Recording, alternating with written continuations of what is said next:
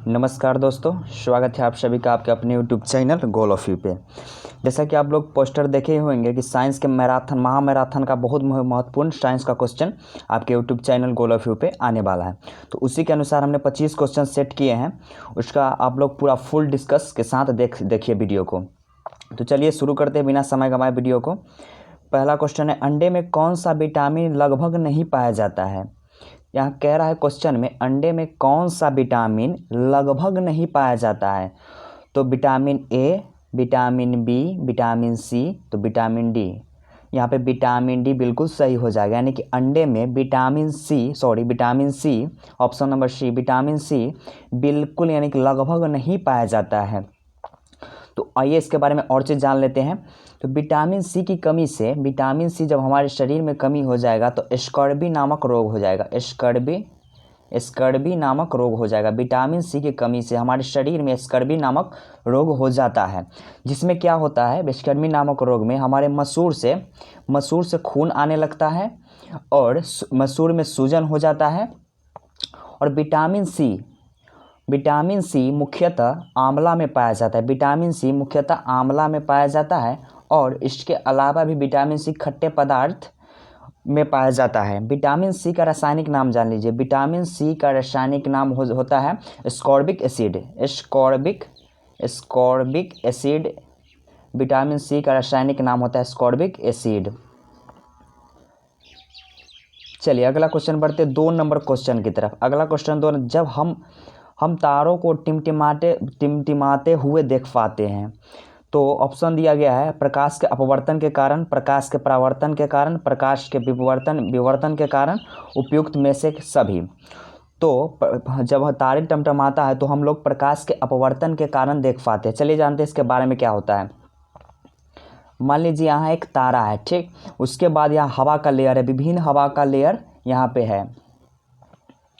तो सभी हवाओं में अलग अलग तरह के घनत्व पाए जाते हैं। सभी लेयर में अलग अलग तरह के घनत्व पाए जाते हैं, जिसके कारण जब प्रकाश वहाँ से चलता है तो सभी पे अपवर्तन होता है, जिसके कारण तारा टिमटिमाता हुआ दिखाई पड़ता है।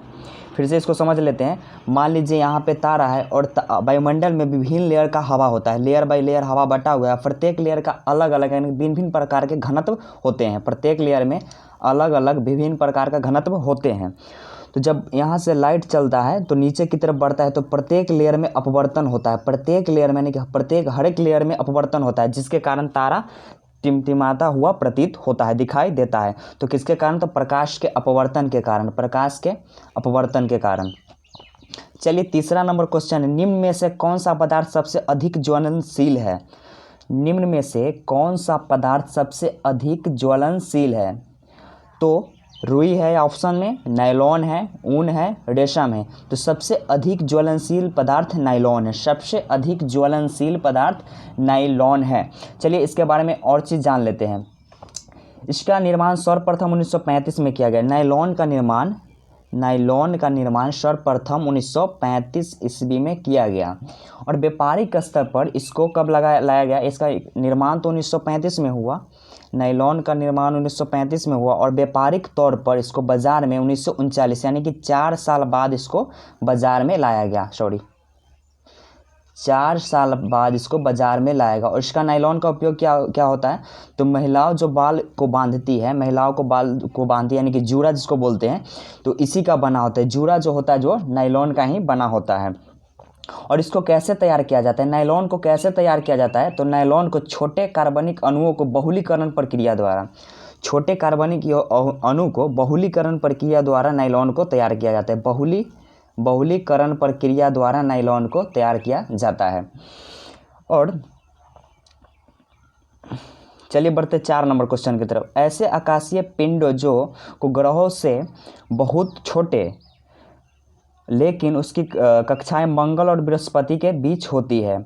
ऐसे आकाश पिंड जो ग्रहों से बहुत छोटे लेकिन उनकी कक्षाएं मंगल और बृहस्पति के बीच होती है। तो मंगल बृहस्पति की कक्षाओं के बीच में कुछ छोटे छोटे आकाश पिंड, यहाँ कह रहा है ऐसे आकाश पिंड को ग्रहों को यानी कि मंगल और बृहस्पति के बीच जो छोटे छोटे आकाश पिंड होते हैं इनको क्षुद्र ग्रह कहते हैं। इनके बीच जो छोटे छोटे आकाश पिंड होते हैं इनको क्षुद्र ग्रह कहते हैं। तो यहाँ पे क्या क्षुद्र ग्रह तो ऑप्शन में दिया हुआ नहीं है, तो यहाँ पे आंसर हो जाएगा एस्टीरॉयड्स। एस्टीरॉयड्स कहते हैं इसको, एस्टीरॉयड्स कहते हैं। एस्टीरॉयड्स ऑप्शन के अनुसार मारना है, एस्टीरॉयड्स। चलिए बढ़ते 5 नंबर क्वेश्चन की तरफ। सूती और ऊनी रेशों में, सूती और ऊनी रेशों में अंतर ज्ञात किया जा सकता है। सूती और ऊनी रेशा में अंतर किससे ज्ञात किया जा सकता है? बोल रहा है ऑप्शन में छूकर, जलाकर, NaOH से अभिक्रिया करा के, H2SO4 से क्रिया करा के। तो सूती और ऊनी वस्त्र को अंतर उसमें पता करना है तो उसको जलाना पड़ेगा, उसको जलाना पड़ेगा। चलिए उसके बारे में और फुल डिस्कस देख लेते हैं। सूती कपड़ों को जलाने पर राख में परिवर्तित होता है। सूती जब कपड़ा को जलाएंगे, सूती को, तो वो राख में परिवर्तित होगा, जबकि ऊनी वस्त्र को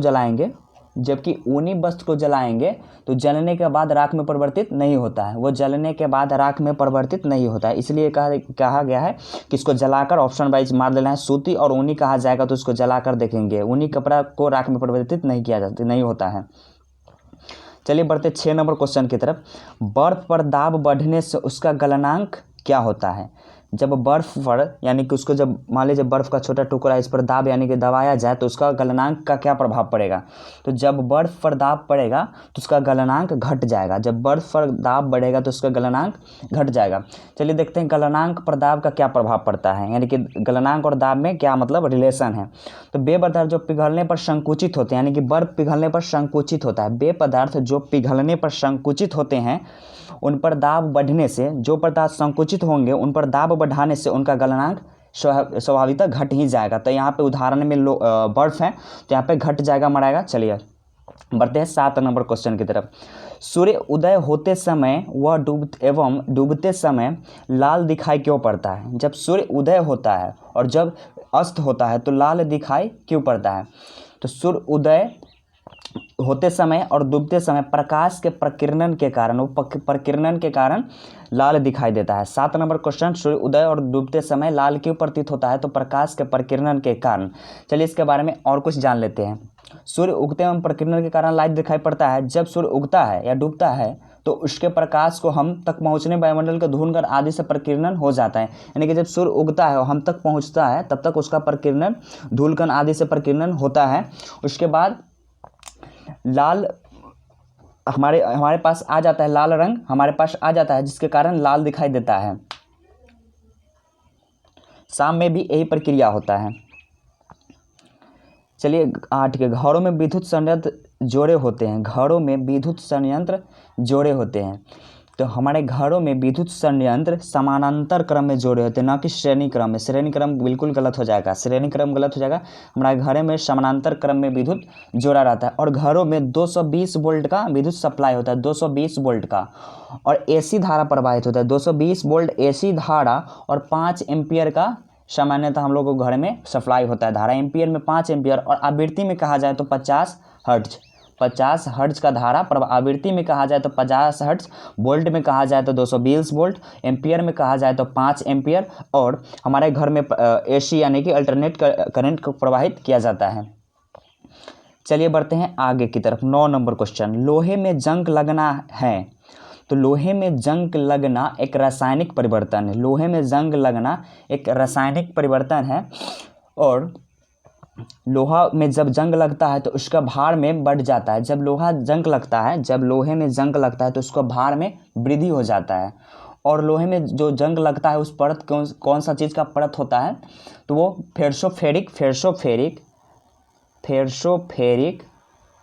फेरसोफेरिक ऑक्साइड होता है। जो लोहे में जंग लगता है उसके बाद उस पर जो परत जमता है वो फेरसोफेरिक ऑक्साइड नामक परत उस पर चढ़ जाता है, जिसके कारण उस पर, और ये इसकी कलर कैसा होता है? तो ये भूरी रंग का होता है। फेरसोफेरिक ऑक्साइड जो होता है वो भूरी रंग का होता है, जो कि लोहे पर जंग लग जाता है एक परत के रूप में। लोहे के गैल्वेनाइड चादर पर जस्ते की परत चढ़ी होती है। लोहा का जो गैल्वेनाइड चादर होता है, लोहा का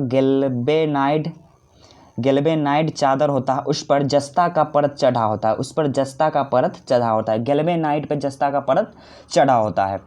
चलिए बढ़ते हैं 10 नंबर क्वेश्चन की तरफ। केतली में पानी का गर्म होना उदाहरण है। तो केतली में पानी का गर्म होना संवहन का उदाहरण है। केतली में पानी का गर्म होना संवहन का उदाहरण है। चलिए समझते हैं संवहन को। संवहन क्या है?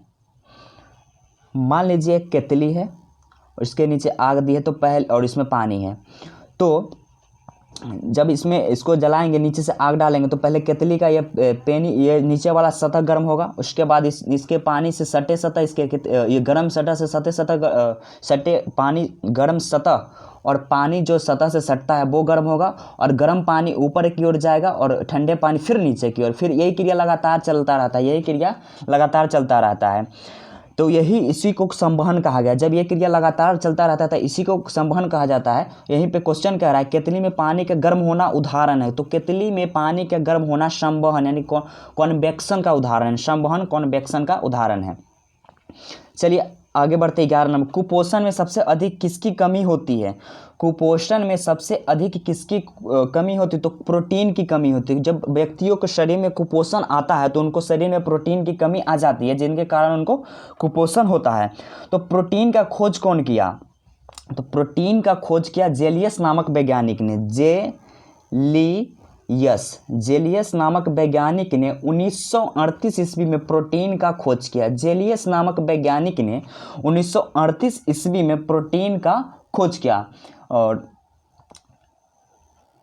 प्रोटीन कितने प्रकार के होते हैं? तो प्रोटीन 20 प्रकार के होते हैं। प्रोटीन, मनुष्य के शरीर में प्रोटीन 20 प्रकार के होते हैं, जो कि 10 प्रकार तो मनुष्य का स्वयं बना लेता है स्वयं, और 10 प्रकार हमारे भोजन से प्राप्त होते हैं। 10 प्रकार शरीर में स्वयं बनता है और 10 प्रकार का प्रोटीन भोजन से प्राप्त होता है। चलिए बढ़ते हैं 12 नंबर क्वेश्चन की तरफ। उस कथन को छांटिए जो सत्य नहीं है, यानी कि असत्य। उस कथन को छांटिए जो असत्य है। तो ऑप्शन ए कह रहा है किसी वस्तु का द्रव्यमान हर स्थान पर समान होता है। किसी वस्तु का द्रव्यमान हर स्थान पर समान होता है। बी नंबर ऑप्शन है किसी वस्तु का द्रव्यमान उस वस्तु के भार को प्रभावित करता है। और सी नंबर ऑप्शन है किसी वस्तु का भार गुरुत्वाकर्षण बल से प्रभावित होता है। और डी नंबर ऑप्शन है किसी वस्तु का भार तथा द्रव्यमान प्रत्येक स्थान पर हमेशा एक ही रहता है और अस्थायी रहता है। ये ऑप्शन बिल्कुल गलत है। ये ऑप्शन बिल्कुल, यानी कि डी नंबर ऑप्शन बिल्कुल गलत है। चलिए आइए जानते हैं क्या है इसका फुल डिस्कस। तो ऊंचाई पर सबसे पहले हम लोग बात करेंगे ऊंचाई, हाइट पर जाने पर क्या होगा? तो ऊंचाई पर जाने पर अधिक ऊंचाई जगहों पर गुरुत्वाकर्षण त्वरण मान घट जाता है। यानी कि अधिक ऊंचाई पर जब जाया जाता है कोई व्यक्ति तो वहाँ पे गुरुत्वाकर्षण त्वरण का मान कम जाता है। इसलिए वस्तु का भार घट जाता है। यानी कि जब गुरुत्वाकर्षण ही कम जाएगा तो वस्तु का भार तो स्वाभाविक है कि कमेगा ही। तो हाइट पर जाने पर यहाँ पे कम गया। तो चलिए अब देखते हैं दूसरा। ऊंचाई की तो बात हो गई। अब देखते हैं धरती के अंदर जाने के लिए। पहले तो ऊंचा पर चले गए, ऊंचाई पर चलेगा। अब आते हैं नीचे। धरती के नीचे जाने पर क्या होता है? तो धरती के अंदर वस्तु का भार घटता है। क्यों घटता है? धरती के अंदर जब हम जाते हैं तो हमारा भार में कमी होती है, हमारे भार में डिक्रीज होता है। तो इसका डिक्रीज का कारण क्या है? तो क्योंकि वस्तु आकर्षित करने वाली पृथ्वी का गुरुत्वाकर्षण बल घट जाता है। यानी कि धरती के नीचे भी गुरुत्वाकर्षण बल, किसी वस्तु को आकर्षित करने वाले गुरुत्वाकर्षण बल का मान घट जाता है, जिसके कारण भार में कमी होती है।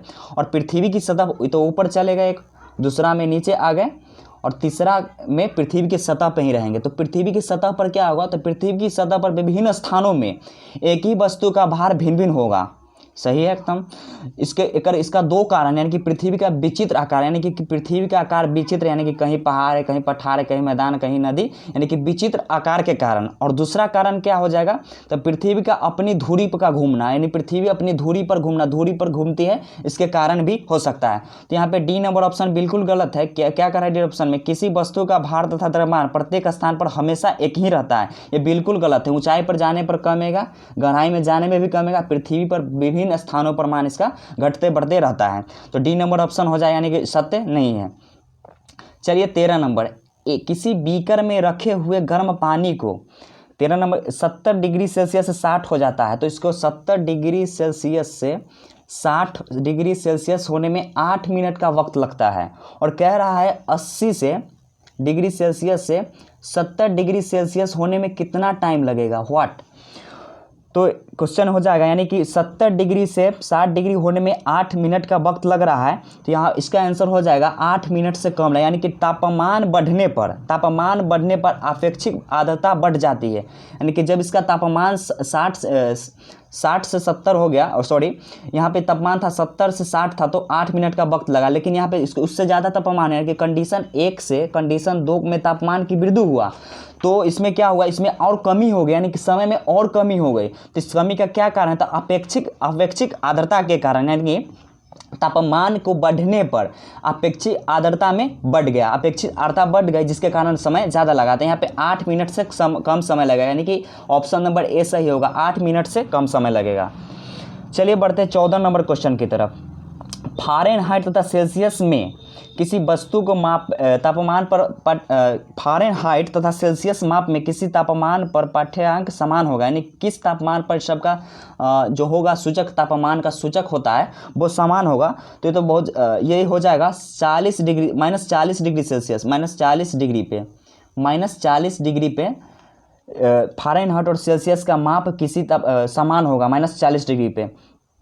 तो टेम्परेचर मुख्यतः तीन उपकरण से मापा जाता है, 3 यूनिट में मापा जाता है। एक तो फ़ारेनहाइट, सेल्सियस, एक होता है रूमर में।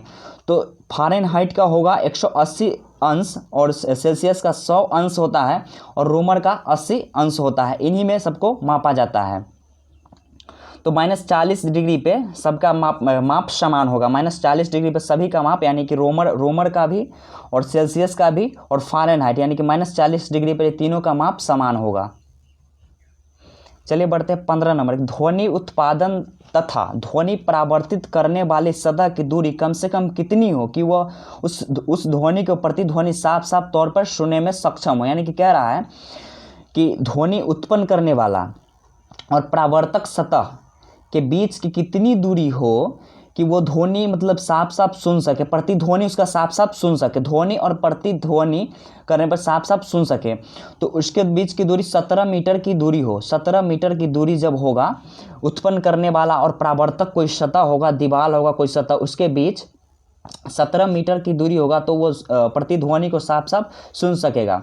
और हमारे कानों पर कोई भी ध्वनि का अंश का कितने तक 0.1 सेकेंड तक रहता है। हमारे मस्तिष्क पर किसी भी ध्वनि का साउंड 0.1 सेकेंड तक रहता है, 0.1 सेकेंड तक रहता है। चलिए अगला question 16 number question. 16 number question कह रहा है 100 वाट और 250 वोल्ट की क्षमता वाले बल्ब में कितनी विद्युत धारा प्रवाहित होगी। तो वाट कितना है, तो 100 वाट है, और वोल्ट कितना है, तो 250 वोल्ट है। और क्या पूछ रहा है, एम्पियर पूछ रहा है। तो हम लोग जानते हैं फॉर्मूला से, एम्पियर बराबर वाट बटा वोल्ट भी होता है। एक फॉर्मूला है एम्पियर बराबर वाट बटा वोल्ट। तो वाट का कितना मान है, तो 100 वाट है, और वोल्ट कितना है, 250 है। और इसका क्या निकलेगा, एम्पियर, यानी कि 0 से 0 कट गया और 5 दूनी और 10 5 दूनी 10 और 50 25 कट गया। इसमें भाग देंगे तो 0.4 आंसर आएगा। जब इसमें यानी कि 2 भागा एम्पियर बराबर आया था, 2 भागा 5 करेंगे ना, तो 0.4 एम्पियर आंसर आ जाएगा, 0.4 एम्पियर। इसका फार्मूला फिर से लिख देते हैं। फार्मूला है एम्पियर बराबर वाट बटा वोल्ट, एम्पियर बराबर वाट बटा वोल्ट, यानी कि answer number option number C होगा, ऑप्शन नंबर सी। चलिए 17 नंबर क्वेश्चन। ध्वनि की गति सर्वाधिक होती है, ध्वनि की गति सर्वाधिक किसमें होती है। तो ध्वनि की गति पूछ रहा है, वायु में सर्वाधिक होती है, स्टील में होती है, निर्वात में होती है या जल में होती है। तो ध्वनि की गति सर्वाधिक स्टील में होती है। कितना होती है, तो 3150 होता है। फिर से लिख देते, 3150 होता है ध्वनि की गति स्टील में, जबकि वायु में ध्वनि का गति 332 होता है, 332। और निर्वात में ध्वनि की गति 0 होता है, और जल में ध्वनि की गति 1493 होता है, जल में ध्वनि की गति 1493 होता है। चलिए अगला 18 नंबर क्वेश्चन है। बिले को बिलियन से पृथक किया जा सकता है, बिले को किसी बिलियन से पृथक किया जाता है, तो वाष्पीकरण, इवेपोरेशन के द्वारा, वाष्पीकरण के द्वारा किसी बिले को बिलियन से अलग किया जा सकता है। जब खुली सतह पर, इसके बारे में और देख लेते हैं इसका डिस्कशन। द्रव की खुली सतह से प्रत्येक ताप पर धीरे धीरे द्रव अपने वाष्प में बदलता है। यानी कि जब द्रव को यहाँ रखा जाता है, या खुला सतह द्रव को रखा गया, तो ये प्रत्येक टेम्परेचर पर द्रव को इसमें रख दिए और खुली सतह, प्रत्येक टेम्परेचर धीरे धीरे ये वाष्प में बदलता रहता है। इसी क्रिया को वाष्पीकरण कहते हैं। इसी क्रिया को वाष्पीकरण कहते हैं। इसी क्रिया के द्वारा विलय को विलयन से अलग किया जा सकता है। वाष्पीकरण क्रिया के द्वारा ही विलय को विलयन से अलग किया जा सकता है। 19 नंबर क्वेश्चन है, सोडियम को मिट्टी के तेल में क्यों रखा जाता है? 19 नंबर क्वेश्चन है, सोडियम को मिट्टी के तेल में क्यों रखा जाता है? तो ऑप्शन दिया है, अपने मौलिक स्वरूप में बनाए रखने के लिए, हवा में इसका ऑक्सीकरण होने लगता है, हवा में वाष्पीकरण होने लगता है, हवा में यह जलना आरंभ कर देता है। तो ये इसका आंसर होगा, यह हवा में जलना आरंभ कर देता है। सॉरी, यह हवा में इसका ऑक्सीकरण होने लगता है। 19 नंबर क्वेश्चन है, सोडियम के मिट्टी के तेल में क्यों रखा जाता है? तो ऑप्शन है, अपने मौलिक स्वरूप में बनाए रखने के लिए, हवा में इसका ऑक्सीकरण होने लगता है और हवा में वाष्पीकरण होने लगता है। तो नहीं, हवा में सोडियम का ऑक्सीकरण होने लगता है, हवा में सोडियम का ऑक्सीकरण होने लगता है, यानी कि ऑप्शन नंबर बी हुआ था। इसका क्या कारण है? तो जब सोडियम को हम खुली हवा में छोड़ देते हैं, तो इस पर जब हम ऑक्सीजन को, सोडियम को खुली हवा में, आर्द्र हवा में सोडियम के सतह पर मलिन परत पड़ने लगती है। आर्द्र हवा में जब हम लोग सोडियम को छोड़ देते हैं, इस पर मलिन परत पड़ने लगती है, एक मलिन परत पड़ जाता है। ये परत कौन सा है? तो ये परत सोडियम ऑक्साइड होता है, ये परत सोडियम ऑक्साइड होता है। और जब यही मलिन परत सोडियम ऑक्साइड सतह पर जम जाता है और सोडियम ऑक्साइड CO2 से अभिक्रिया कर सोडियम ऑक्साइड CO2 से अभिक्रिया कर सोडियम कार्बोनेट का निर्माण कर देता है, सोडियम कार्बोनेट का निर्माण कर देता है। यही कारण है कि सोडियम धातु को किरासन तेल में डुबा कर रखा जाता है। यही कारण है कि सोडियम धातु को किरासन तेल में डुबा कर रखा जाता है। फिर से इसको देख लेते हैं, सोडियम को मिट्टी के तेल में क्यों रखा जाता है? तो सोडियम के मिट्टी के तेल में इसलिए रखा जाता है क्योंकि इसका हवा में इसका ऑक्सीकरण होने लगता है, यानी कि इस पर मलिन परत पड़ने लगता है। यह मलिन परत सोडियम ऑक्साइड होता है और सोडियम ऑक्साइड CO2 से अभिक्रिया कर, ये सोडियम ऑक्साइड CO2 से अभिक्रिया कर सोडियम कार्बोनेट का निर्माण करने लगता है। ये ऑक्सीकरण इसका होने लगता है, इसी कारण इसका केरोसिन में डुबाकर रखा जाता है। 20 चेचक के टीके का आविष्कार कौन किया? तो चेचक के टीके का आविष्कार एडवर्ड जेनर ने किया। चेचक के टीके का आविष्कार एडवर्ड जेनर नामक वैज्ञानिक ने किया। 21 नंबर क्वेश्चन है, शरीर में ऑक्सीजन की पूर्ति कौन करता है? शरीर में ऑक्सीजन की पूर्ति कौन करता है? तो शरीर में RBC का काम है ऑक्सीजन की पूर्ति करना, और WBC रोग प्रतिरोधक क्षमता को वृद्धि करता है। WBC रोग प्रतिरोधक क्षमता को वृद्धि करता है, RBC का काम है ऑक्सीजन को पूर्ति करना। चलिए बढ़ते 22 नंबर, मनुष्य के शरीर में हृदय में एक बार धड़कने के लिए कितनी समय लगता है? तो हृदय को एक बार पंप करने के लिए 0.8 सेकेंड, यानी कि ऑप्शन नंबर सी 0.8 सेकेंड। और 1 मिनट में हृदय 72 बार धड़कता है। जबकि अगर कोई व्यक्ति एक्सरसाइज करे और या वह काम करे तो उसका हृदय 1 मिनट में 180 बार भी धड़क सकता है, 1 मिनट में 180 बार धड़क सकता है। और जब हृदय एक पंप करता है, और जब हृदय एक पंप करता है तो कितना मिली ब्लड को पंप करता है, कितना एक पंप में कितना मिली ब्लड को पंप करता है? तो वो 70 mm ब्लड को पंप करता है। एक बार धड़कता है तो 70 mm ब्लड को पंप करता है हृदय। चलिए बढ़ते हैं 23 नंबर क्वेश्चन की तरफ। टाइफाइड, 23 नंबर क्वेश्चन, अत्र ज्वर भी इसको कहते हैं, इसको इंग्लिश में टाइफाइड कहते हैं। टाइफाइड किसके कारण होता है? तो टाइफाइड जीवाणु के कारण होता है। तो इसका जीवाणु का नाम क्या है? तो इसका जीवाणु का नाम सैल्मोनेला है, सैल्मोनेला, याद रखिएगा, सैल्मोनेला नामक जीवाणु के कारण टाइफाइड रोग होता है। सैल्मोनेला नामक जीवाणु के कारण टाइफाइड रोग होता है। और इसका ये जब व्यक्ति को होता है तो व्यक्ति का लक्षण क्या है? तो रोगी को तेज बुखार होने लगता है, यानी कि तेज फीवर, शरीर में दाने दाने आने लगता है, ओंठ एवं जीभ पर पपड़ी आने लगता है, यानी कि ओंठ एवं जीभ पर पपड़ी पड़ने लगता है, आंतों से रक्त का स्राव होने लगता है, और कब्ज का शिकायत, आंतों से रक्त का स्राव और कब्ज का शिकायत होने लगता है। इसका उपचार क्या है? तो इसमें प्रतिजैविक से किया जाता है। प्रतिजैविक, तो इसको कौन सा तो क्लोरोमाइसिन से किया जाता है। क्लोरोमाइसिन नामक प्रतिजैविक से इसका उपचार किया जाता है। चलिए बढ़ते 24, एक युगल जिसका, यानी कि एक पेरेंट सेल है, पेरेंट्स नहीं, यह फीमेल और एक मेल, इसका ब्लड ग्रुप ए और इसका ब्लड ग्रुप बी। तो कह रहा है क्वेश्चन में ऐसे युगल जिसका रुधिर वर्ग क्रमशः ए और बी के निम्नलिखित में से कौन सा रुधिर उनके बच्चे में होने की संभावना है।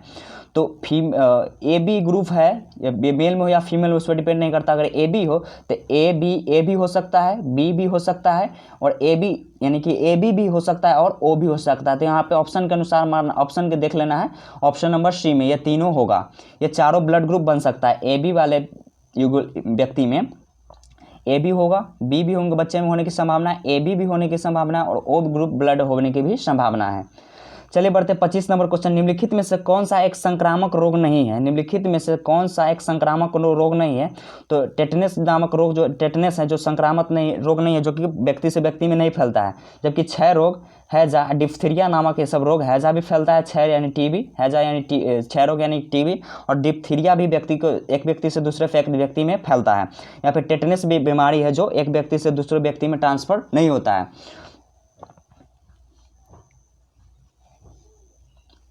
मेरा लास्ट क्वेश्चन आज का ये क्षय रोग। टिटनेस नामक बीमारी जीवाणु के कारण होता है। टिटनेस नामक बीमारी जो होता है वो जीवाणु के कारण होता है। जीवाणु, तो कौन सा जीवाणु। तो क्लोराइडियन टिटैनिक नामक जीवाणु से होता है। टिटैनी नामक जीवाणु से होता है। क्लोराइडियन टिटैनिक नामक जीवाणु से संक्रमण होता है।